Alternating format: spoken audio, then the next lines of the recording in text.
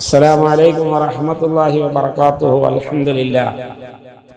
വിശുദ്ധ ഖുർആൻ അള്ളാഹുവിന്റെ വകയാണ്. ഭൂലോകത്ത് അള്ളാഹു സുബ്ഹാനഹു വ തആല 4 ഗ്രന്ഥങ്ങളാണ് അവതരിപ്പിച്ചിട്ടുള്ളത്. ഭൂലോകത്ത് ജീവിക്കുന്ന മനുഷ്യരുടെ വഴികാട്ടിയായി അള്ളാഹു സുബ്ഹാനഹു വ തആല അവതരിപ്പിച്ച ഗ്രന്ഥങ്ങളിൽ അവസാനത്തെ ഗ്രന്ഥമാണ് വിശുദ്ധ ഖുർആൻ. ഖുർആന്റെ വരവോടുകൂടി അതിനു മുമ്പ് അവതരിപ്പിക്കപ്പെട്ട ഗ്രന്ഥങ്ങൾ അപ്രസക്തമായി മാറുകയാണ് ചെയ്തിട്ടുള്ളത്.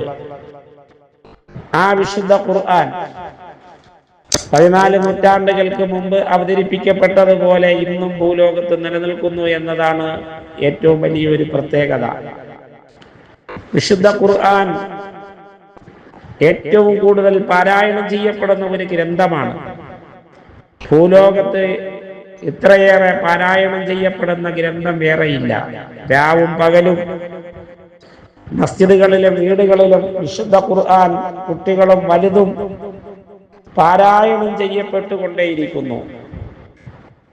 വിശുദ്ധ ഖുർആൻ പാരായണം ചെയ്യപ്പെടാത്ത മണിക്കൂറുകളോ മിനിറ്റുകളോ സെക്കൻഡുകളോ പോലും ലോകത്തില്ല. അതുപോലെ ലോകത്ത് ഏറ്റവും കൂടുതൽ മനഃപ്പാഠമാക്കപ്പെട്ടിട്ടുള്ള ഒരു ഗ്രന്ഥവും വിശുദ്ധ ഖുർആൻ ഒന്ന് മാത്രമാണ്. ഒരുപാട് വേദഗ്രന്ഥങ്ങൾ ഉണ്ടെങ്കിലും ലോകത്ത് ഒരുപാട് പേർ മനഃപ്പാഠമാക്കിയിട്ടുള്ള ഒരു ഗ്രന്ഥം വിശുദ്ധ ഖുർആൻ ഒന്ന് മാത്രമാണ്.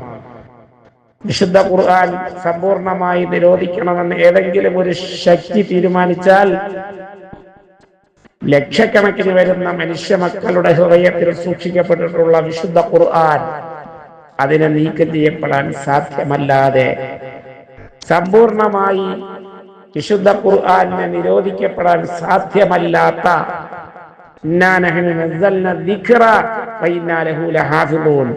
ഖുർആൻ നമ്മളാണ് അവതരിപ്പിച്ചത്, അതിനെ അവസാനം വരെ നമ്മൾ തന്നെ സൂക്ഷിക്കും എന്ന അല്ലാഹുവിന്റെ പ്രഖ്യാപനം ഭൂലോകത്ത് അന്വർത്ഥമാണ്. വിശുദ്ധ ഖുർആൻ അത്രയേറെ മഹത്വങ്ങളുള്ള ഒരു ഗ്രന്ഥമാണ്. വലിയ ശുദ്ധിക്കാർക്ക് പാരായണം ചെയ്യപ്പെടാൻ പാടില്ലാത്തതും വിശുദ്ധ ഖുർആനിൽ തൊടുന്നതിന് വുളൂ വേണം എന്ന് നിഷ്കർഷിക്കപ്പെട്ടിട്ടുള്ളതുമായ ഒരു ഗ്രന്ഥമാണ് വിശുദ്ധ ഖുർആൻ.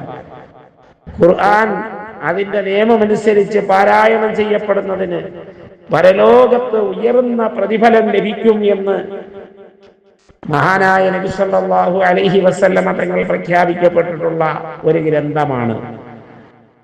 അതുകൊണ്ട് തന്നെ വിശുദ്ധ ഖുർആൻ ധാരാളമായി പാരായണം ചെയ്യപ്പെടേണ്ടത് ഓരോ മുസ്ലിമിന്റെയും കടമയാണ്. ഖുർആന്റെ ആഴങ്ങളിലേക്ക് കടന്നു ചെന്ന് പഠിക്കാനും മനസ്സിലാക്കാനും സാധിക്കുന്നവർ അതിന് തയ്യാറാവുകയും വിശുദ്ധ ഖുർആൻ അനുസരിച്ച് അമൽ ചെയ്യൽ ഓരോ മുസ്ലിമിന്റെയും ബാധ്യതയാണ്, കടമയാണ്. ഇസ്ലാമിന്റെ ഭരണഘടനയാണ് വിശുദ്ധ ഖുർആൻ. ലോക ജനതയുടെ വഴികാട്ടിയാണ് വിശുദ്ധ ഖുർആൻ.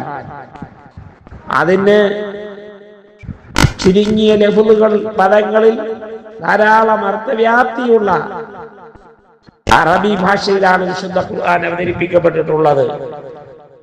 വിശുദ്ധ ഖുർആനെ സംബന്ധിച്ച് ഇമാം ബൂസരി റഹ്മത്തുള്ളാഹി അലൈഹി പറഞ്ഞത് ഇപ്രകാരമാണ്: ലഹാ മആനിൻ കമഹുജിൽ ബഹരി ഫീ മദദി വഫൗക ജൗഹരിഹി ഫിൽ ഹുസ്നി വൽ ഖിയമി ഫമാ തുഅദ്ദു വലാ തുഹ്സാ അജായിബുഹാ വലാ തുസാമു അലൽ ഇക്സാരി ബിസ്സമി. കടലിലെ തിരമാലകളെ പോലെ അതിന് അർത്ഥവ്യാപ്തിയുണ്ട്. കടലിലെ മുത്തുമണികളെക്കാൾ അതിന് സൗന്ദര്യവും വിലയുമുണ്ട്.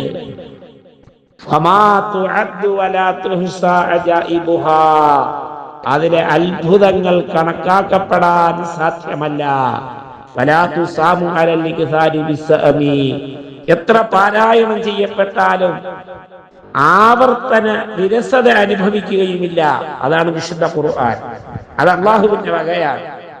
ആകാശഭൂമി നക്ഷത്രാദി ഗോളങ്ങളെ മുഴുവനും സൃഷ്ടിച്ച് സംരക്ഷിച്ച് സംഹരിക്കുന്ന ഉടമസ്ഥനായ പടച്ചതമ്പുരാൻ, കോടിക്കണക്കിന് ജീവജാലങ്ങൾക്ക് ജീവൻ നൽകിയ ഉടമസ്ഥനായ പടച്ചതമ്പുരാൻ, കോടിക്കണക്കിന് മനുഷ്യ മക്കളെ ഈ ഭൂലോകത്ത് സൃഷ്ടിച്ച് അവർക്ക് ഭക്ഷണവും പാനീയവും പാർപ്പിടവും വായുവും വെള്ളവും നൽകി സംരക്ഷിക്കുന്ന പടച്ചതമ്പുരാൻ, അവരുടെ ഇടയിൽ ഒരു വ്യവസ്ഥിതി വേണമെന്ന് അള്ളാഹു തീരുമാനിച്ചുകൊണ്ട് അവർക്കൊരു വഴികാട്ടിയായി അള്ളാഹു നിശ്ചയിച്ച വിശുദ്ധ ഖുർആൻ, ആ ഖുർആൻ പഠിക്കാനും പ്രവർത്തിക്കാനും പാരായണം ചെയ്യാനും അതങ്ങനെ അമൽ ചെയ്യാനും ഓരോ മുസ്ലിമും തയ്യാറാകണം.